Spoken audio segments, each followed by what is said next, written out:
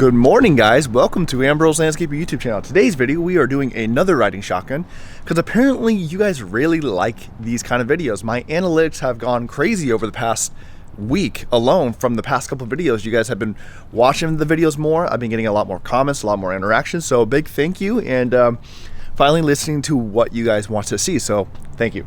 Anyways, so we are over at Costco. I don't know where the logo is, but you can see it's building. If you guys go to Costco, you know this building. So last week we went and sprayed all the weeds because it was a really nice day. So what we typically do is we don't do any weed pulling for a couple of reasons. The only time I ever pull weeds is when they're really, really long and like they're just an absolute eyesore. And the reason why we don't pull weeds is because if you don't pull the whole root out, the weed just comes right back. So basically it's counterproductive and you're spending and wasting a bunch of time working in a section that is basically going to come back. So when spraying the weeds, you're actually targeting the roots and killing it completely, and you're preventing any spread of more weeds and seedlings and all that fun crap. So what we got going on is over on the hillside, they asked us to take out all the weeds. So since the weeds are already sprayed, what we will do is we will wait at least a few days or at least a week and we will take a weed whacker and just whack them down to the ground. And that's not going to do anything because the weeds are already dead, and it gives it a nice clean look, and basically the beds look perfectly clean. Yeah, I already said that. So anyways, so Reese is getting the weed whacker all gassed up, and then we're gonna head over there. I'm gonna show him basically how we do it, and I'll show you guys how we do it as well. So let's head over there. So here's what our parking lot's looking like. A couple of these islands, we have to just do some touching up. I just trimmed these not too long ago, but these things grow so fast, the laurel and everything like that, especially over here. So as you guys can see on this hillside, you guys can see kind of all the weeds spread out, but you can see that they're dying. And how can you tell that they're dying? Well, they're withering. See, he's dead. He's a dead guy. And so we have plenty of these ones. So what we're gonna do is we're gonna take the weed whacker. This is one of the benefits of having the Edge of Pro, is that when we weed whack it, basically the Edge of Pro is going to kind of cover it over the weed, and it's going to somewhat prevent a lot of the debris from kind of shooting out all over the place. And basically it's going to stay underneath the disc, and it's going to kind of mulch it up a lot better. So that's the one reason why I do really like the Edge of Pro, and it works really well for this. If you guys watch in my other video that I'll be posting today, in one of the flower beds, I took the weed whacker around the edge, and you guys can see I like not edging with it, but kind of weed whacking the flower bed. And I usually tend to do that for a couple reasons. One, it cleans up the edges, and basically what it does is it takes the bottom mulch and kind of throws a light layer on the top of the rest of the bed, and it kind of cleans it up and makes it look like we somewhat remulched. It just gives it a nice clean look. So anyways, so Reese with a W, can you start this tool up, sir? Yeah. Can you please start it up? Yeah. Do you have gas?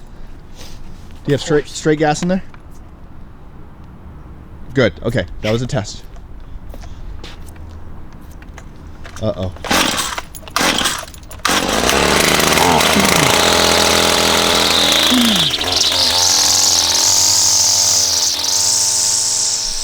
Got my safety glasses.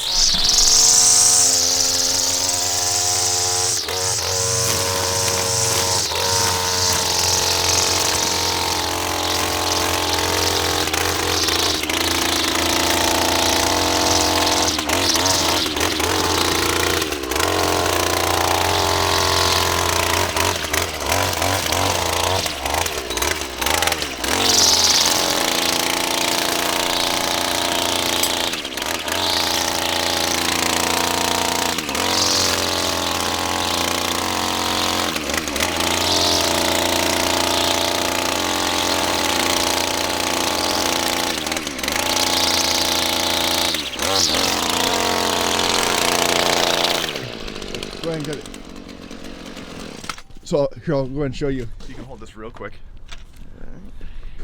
Uh-oh, Weiss is holding the camera. So when you're doing it, you don't want to typically go at the edge like that, because it's going to kind of whip around and it's going to shoot a lot more stuff. If you hold it flat and kind of tilt it to the right where the weed whacker's coming around, it kind of stops a lot of things from kind of flinging out. So Gotcha. Safety first. Definitely don't recommend doing this with a lot of cars around, guys, because it will fling stuff around.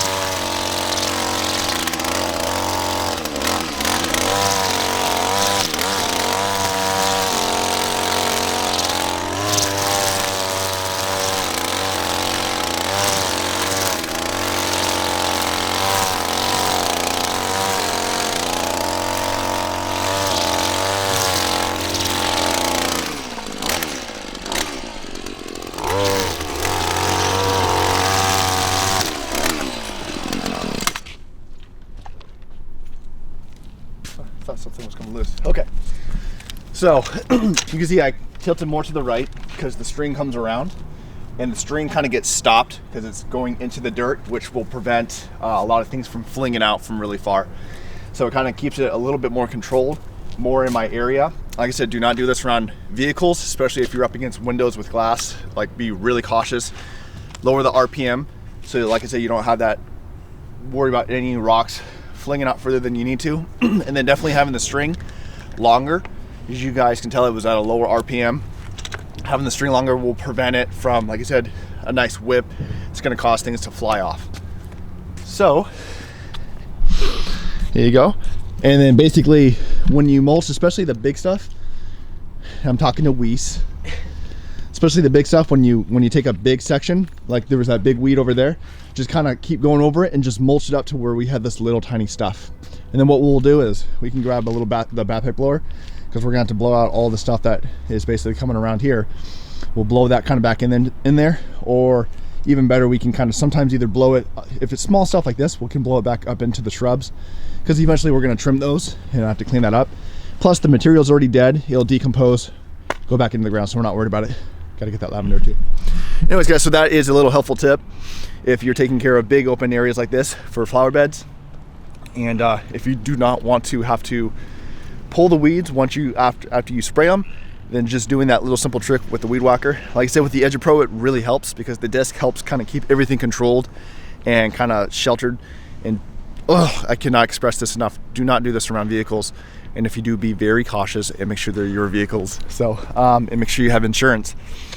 We have, when edging with the Edge Pro, we have now broken 3 pieces of glass. So my first time was a few years ago. It was with a client of mine who was my old gym teacher. Literally the first day on the job, I just took over her account. She was really excited, and I completely shattered her rear window on her house. And then a couple years ago, I had another employee at the place over there in my riding shotgun to episode 51. That place that we were there, I had an employee shatter one of the glass there because we were edging and it hit towards the window. And then just a few weeks ago, Reese has somewhat broken a window. We don't think that he did it. We just said he did, just because to prevent controversy or whatever. But what was funny was when we broke the other 2 sliding glass doors, they completely shattered. And this one wasn't. It looked like it was like a BB gun hole. And apparently the homeowner and her neighbor said, "Oh yeah, we witnessed it," which is not true. But like I said, luckily I have insurance. The insurance covered it. There was no deductible on my end. It doesn't increase my premium or nothing like that, so that's why I wasn't worried about it at all. I said, let's get it fixed so I don't have to worry about you guys and keep them happy. Because the way I look at it is I can either take a $300 loss if I had to pay for it on a window, or I have to take a thousands of dollars account loss, which I do not want to do. All right, think that's it. So we're gonna get some more weed whacking done. I'm gonna get some head trimming done so we can keep going. So let's finish it off. We got a busy day ahead of us. Let's go.